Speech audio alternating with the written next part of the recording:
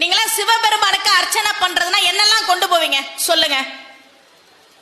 வில்வம், பூவு, அருகம்புல்லு, என்னெல்லாம் கிடைக்குதோ பூக்கள், வாசனையான பூக்கள், வில்வம், அருகம்புல் எல்லாம் கொண்டு போய் கொடுத்து சிவபெருமானுக்கு அர்ச்சனைக்கு கொடுப்பீங்க.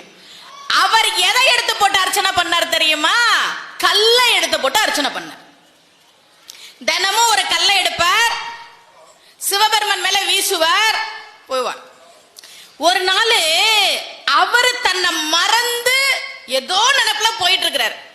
சிவபெருமான் கூப்பிட்டாராம், சாக்கியா இன்னைக்கு எனக்கு அர்ச்சனை பண்ணாம போறியே, கல்லை எடுத்து போட்டால் கூட அதை அர்ச்சனையாக ஏற்றுக்கொள்கிற தெய்வம் நம்முடைய தெய்வம், மறந்துடக்கூடாது.